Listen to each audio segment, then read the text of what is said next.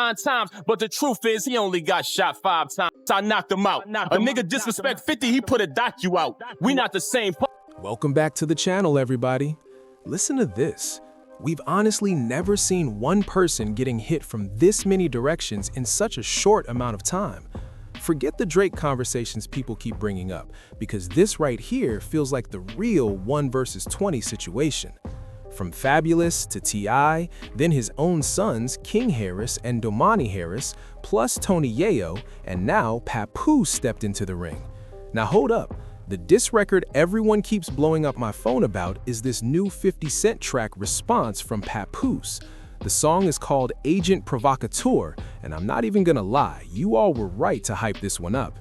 For me personally, I've got this sitting as the second best diss record in the entire situation so far. Of course, Domani's record, Miss Jackson, is still holding that #1 spot in my opinion. But listen, Papoose went absolutely crazy on this track. He kicked things off immediately by going straight at 50 Cent and questioning the whole story about how many times he was actually shot. 9 times, but the truth is he only got shot 5 times. Then he brought up something that's been floating around the internet for years. Listen to this. He pointed out that 50 Cent's own baby mother once claimed that he was actually shot 5 times. But according to the story people always heard from 50, it was 9 times. Papoose basically suggested that the number was exaggerated just to mirror the legend of Tupac Shakur. How many times did he get shot? Some say 5, 9, 10, 11, who knows? Do you know how they asked you what it was, how many times he got shot? Absolutely, I know, because I was there. I was there with him in the hospital for weeks, to the point where once he was not in his induced coma. Once he saw I was there, he did not let me leave his side. But he was shot 5 times. 5 times.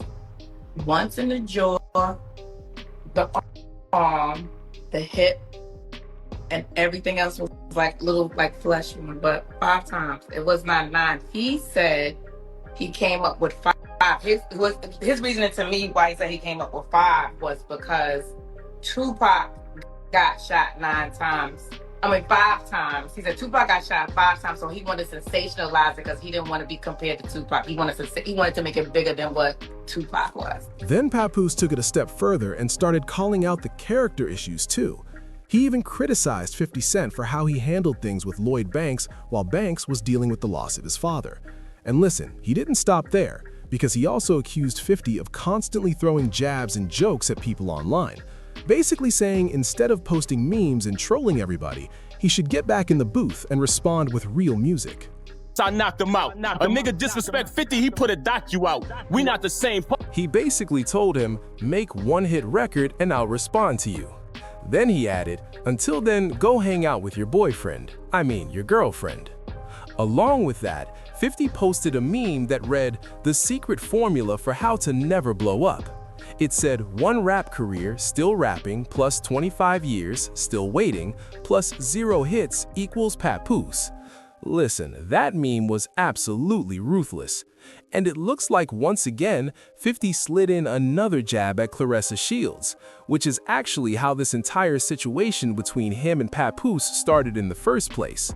But just like we've been seeing from everybody going at 50 lately, Papoose wasted no time firing back. He basically told 50, hold up, just because you have more streams than me doesn't automatically make you a better rapper.